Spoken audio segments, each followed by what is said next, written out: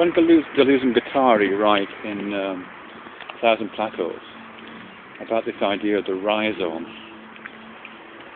I'm just thinking about what they're doing exactly. Certainly one of the ambitions of that piece of writing, as I understand it, is to not exactly mount an attack, but to demonstrate the existence of certain sorts of knowledge and perhaps relationships between knowledge and power. And the image for knowledge that they have is the image of the tree, which is one of the key metaphors for knowledge. Going back to Genesis, I suppose, but also most significantly in the encyclopedia produced by D'Alembert and somebody else during the Enlightenment, 18th century Enlightenment in France, which is a very significant contribution to Enlightenment thought, and arranged the taxonomy of knowledge around the image of a tree. Very, very influential idea.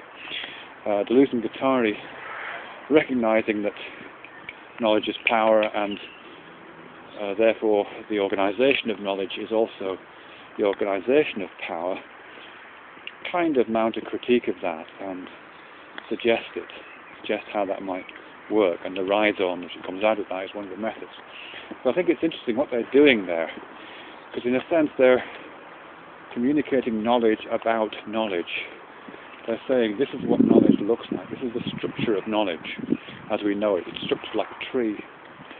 So in a sense what they're doing is they're, metaphorically speaking, they're kind of standing in the middle of this great space and pointing a tree out to us and saying, look, here we are, we're standing on this ground, and over there is a tree of knowledge, and it's perhaps been planted and nourished and pruned by certain people for certain purposes.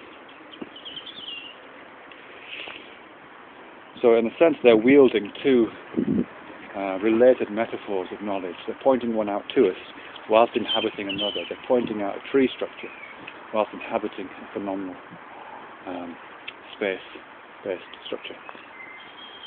To then go on to talk about rhizomes, which are things that move under the ground. So they actually go on to exploit a third metaphor, which I think I talk about elsewhere.